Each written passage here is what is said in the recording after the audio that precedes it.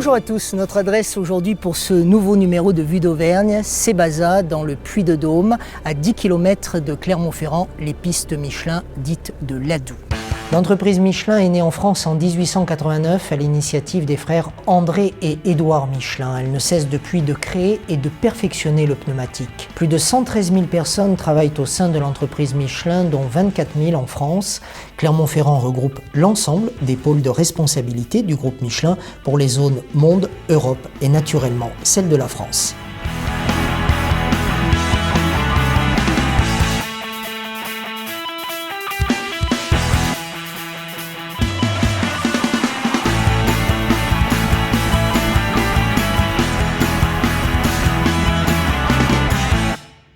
Jean-Dominique Sénard, merci de nous accueillir ici dans un de vos laboratoires. Peut-être une présentation de ces lieux parce que on m'a dit, vous allez confirmer peut-être, que c'est la première fois qu'une caméra entre ici. C'est vraisemblable. En tous les cas, une caméra qui est destinée à faire des films pour l'extérieur. Vous êtes ici dans un laboratoire, typiquement, qui est très spécialisé parce que c'est un laboratoire qui est, je dirais, consacré à la recherche sur les élastomères. Et vous savez que les élastomères, pour une entreprise de pneumatique, c'est tout à fait central. Alors, nous avons quelques exemples, justement, de ces élastomères à côté de nous. Ah, voilà, il ne veut pas venir, mais oui, si, il va venir. C'est quoi exactement ça? Ici, vous avez des élastomères synthétiques qui sont décomposés dans ce laboratoire et qui sont travaillés pour les rendre de plus en plus performants. Alors, évidemment, ils ont des aspects un peu particuliers. Ils sont un peu malléables. Évidemment, il faut imaginer après un pneu qui sera sorti après tout un travail, je dirais, de mélangeage, d'assemblage. Ça, c'est la base du pneumatique. Etc. C'est une base fondamentale du pneumatique, effectivement. On va revenir sur ce que vous faites ici, en tout cas dans ce qu'il est possible de dire devant une caméra de télévision, là encore. Parlons du site qui se trouve à quelques dizaines de mètres. L'hélicoptère va nous montrer des images, d'ailleurs, de ce site de l'Adoux. À l'échelle de l'aventure Michelin, 45 ans, c'est pas énorme, bien évidemment. On l'appelle plus communément les pistes d'essai. Vous y faites quoi? Vous avez raison, c'est quand même un site très particulier en France. Il y a peu de sites de cette ampleur. En fait, ce site est absolument remarquable parce qu'il permet de faire des essais extrêmement approfondis sur l'ensemble des segments de pneumatiques que la manufacture produit. Et donc, vous verrez d'ailleurs soit des voitures, soit des camions, soit des tracteurs, etc., qui font des essais sur les pneumatiques. On teste quoi, la résistance? On teste tout. On teste tout, on teste la robustesse, on teste la résistance, on fait des tests extrêmement précis sur des aspects particuliers qu'on appelle la résistance au roulement, le freinage sur du sec, sur du mouillé. Il y a des parties de la piste d'ailleurs qui sont, que vous verrez, aménagées pour que quand il ne pleut pas, par exemple, vous créez les conditions météorologiques. Des conditions de pluie, voilà. Absolument. Avec d'ailleurs des précisions extrêmes, on peut faire des pistes avec 1 millimètre d'eau, 1,5 millimètre, etc. Tout ça peut se régler. Quelques chiffres impressionnants. Le site des pistes l'Adoux comprend 450 hectares, 19 circuits pour un total de 41 kilomètres.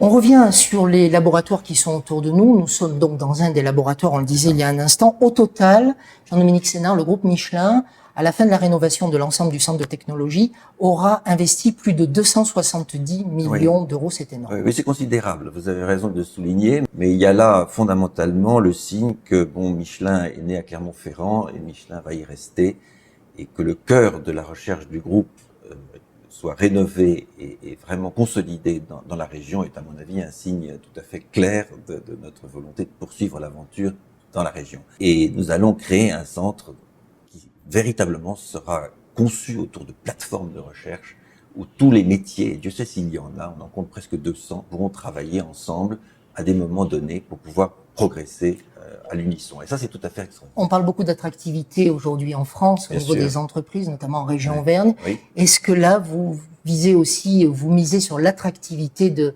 la région Auvergne pour faire venir de nouveaux chercheurs, des ingénieurs, d'autres compétences professionnelles ici au centre de l'Adoux? Oui, je pense que nous apportons cette pierre, qui n'est pas une petite pierre, à l'attractivité de la région. Vous savez à quel point j'y suis attaché, à quel point nous y sommes attachés généralement dans le groupe Michelin. Et tout ce que nous pourrons faire pour que la région Auvergne trouve le ressort qu'elle mérite, eh bien nous le ferons.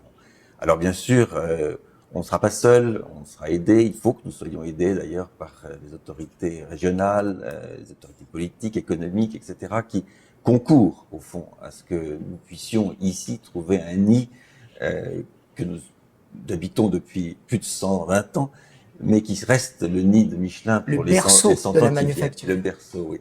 Et si nous avons en plus ici un centre exceptionnel qui puisse attirer les talents, non seulement les talents d'ingénieurs, mais les talents de recherche, les talents... Vous savez, ça peut transformer la donne. Voilà. On quitte quelques instants, Jean-Dominique Sénard, ce laboratoire. On se projette à quelques mètres, quelques dizaines de mètres d'ici, dans un autre laboratoire et on découvre justement le travail, en tout cas ce qu'il est possible d'en dire, de l'un de vos ingénieurs.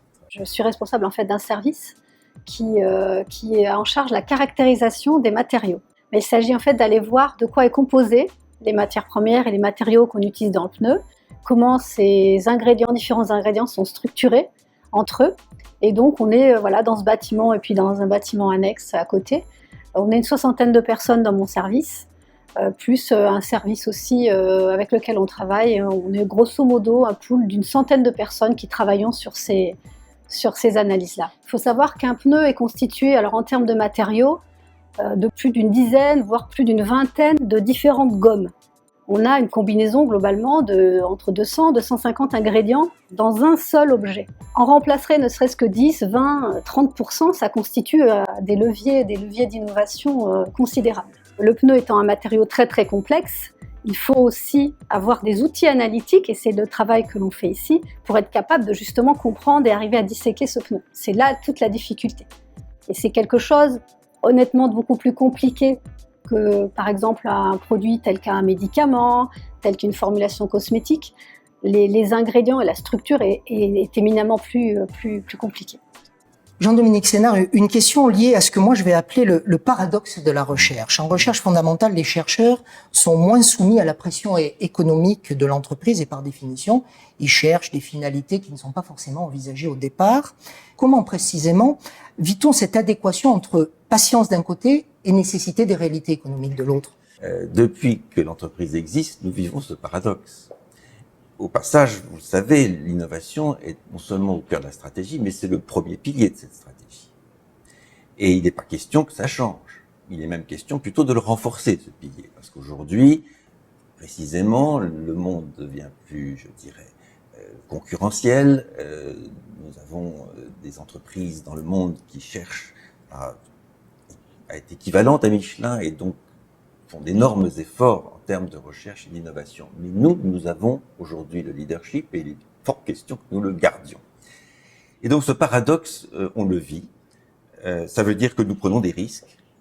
Ça veut dire que nous acceptons ces risques. Vous acceptez d'aller chercher des choses que vous ne découvrirez jamais, par exemple. Donc ça veut dire à un moment donné que l'argent, vous le misez pour rien. Oui, bien sûr, c'est jamais pour rien. Vous savez, lorsque l'on lance une recherche sur un domaine considère comme étant porteur d'avenir, même s'il n'aboutit pas à un moment donné, il reste énormément au cours de travaux de recherche qui peuvent être ensuite appliqués dans d'autres domaines. Mais vous savez, le paradoxe dont vous parlez, on va continuer à le vivre, et on va le vivre encore des années et des années. C'est le cœur et la beauté et la noblesse de la recherche. La transition est toute faite. On a autour de nous un décor moderne qui vous permet aujourd'hui, parce que c'est pas qu'un décor, ce sont des machines qui vous permettent avec ces matières premières de fabriquer des pneus.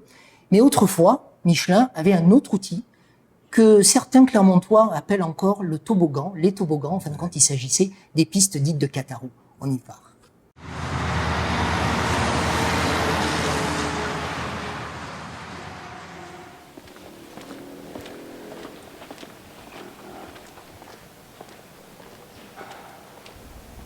Le silence qui règne, c'est impressionnant, quoi.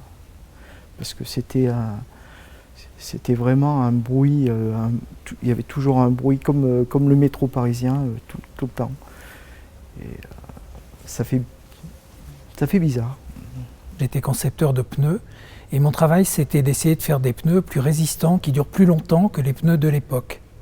Et donc ces pneus, les pneus prototypes que j'avais définis, qui étaient fabriqués après, étaient testés ici sur les pistes de Cataro, pendant des kilométrages extrêmement longs, de l'ordre de 200 ou 250 000 km.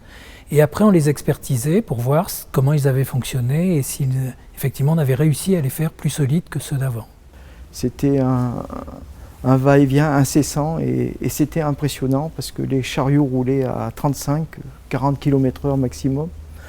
Et lorsqu'on était sur la passerelle, on on aurait mis sa main au feu pour dire qu'il roulait au moins à 80-90 km/h. Les chariots ralentissaient en remontant la pente, ensuite ils repartaient dans l'autre sens en bénéficiant de la pente pour se relancer. Jusqu'à temps que les pneus aient atteint le kilométrage voulu ou leur mort. Et les pneus, une fois qu'ils étaient retirés de leur roulage, qu'on avait parcouru le nombre de kilomètres qu'on avait besoin de leur faire parcourir, eh bien ils étaient renvoyés à l'adoux où d'autres personnes les découpaient en morceaux, littéralement, et ces morceaux étaient expertisés ensuite pour voir exactement quel endommagement ils avaient subi ou comment ils avaient résisté à toutes les contraintes qu'on leur avait fait subir. Jean-Dominique Sénard, le site de Catarou, qu'avez-vous ressenti, vous, la première fois que vous l'avez visité? Ah, une très forte impression, je peux vous dire, parce que en plus c'était émouvant. Je savais que j'étais au cœur, je dirais, de l'histoire du groupe.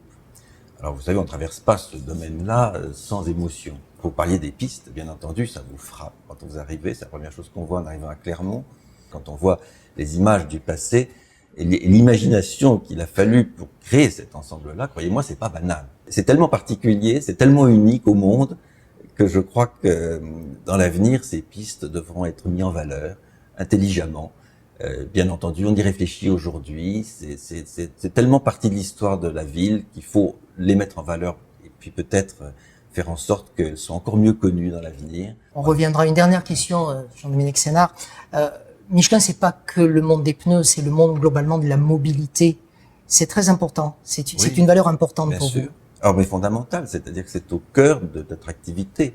Lorsque on produit des pneumatiques, que ce soit pour le tourisme camionnette, pour le poids lourd, pour l'agricole, les avions, le deux roues, le génie civil, à chaque fois, on le fait avec en tête l'idée que nous devons apporter du bien-être à l'humanité. On le fait en ayant à cœur de fabriquer des produits qui économisent l'énergie, qui limitent par conséquent les émissions de CO2 dans le monde. Là, en plus de ça, nous apportons des pneus sûrs qui protègent les conducteurs. N'oublions jamais que c'est quand même ce qui les relie à la route et par conséquent la vie des conducteurs est en jeu à travers un pneumatique. Et nous sommes là pour faire des pneus sûrs qui freinent dans le mouillé, qui freinent dans le sec et qui protègent les familles. Voilà ce que nous faisons. Michelin, c'est de la mobilité, mais la mobilité intelligente, la mobilité qui apporte du bien-être.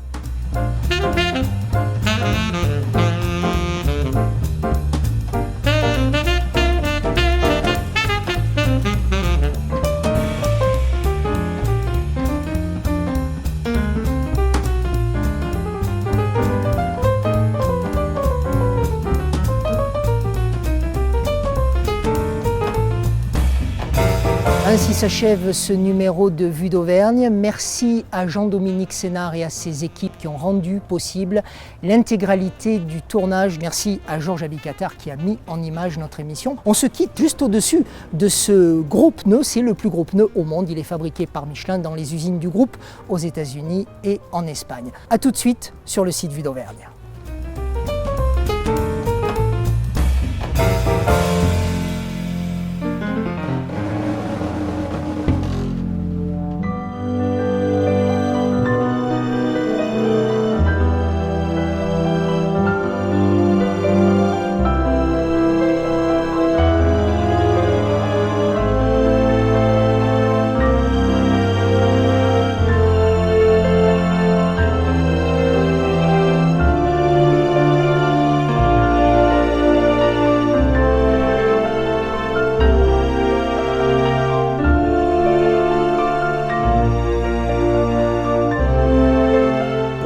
Nous pouvons avoir des centres de technologie attractifs, pour autant qu'on nous aide un petit peu et qu'on nous accompagne. Mais il y a là fondamentalement le signe que Michelin est né à Clermont-Ferrand et Michelin va y rester, et que le cœur de la recherche du groupe soit rénové et vraiment consolidé dans la région est à mon avis un signe tout à fait clair de notre volonté de poursuivre l'aventure dans la région.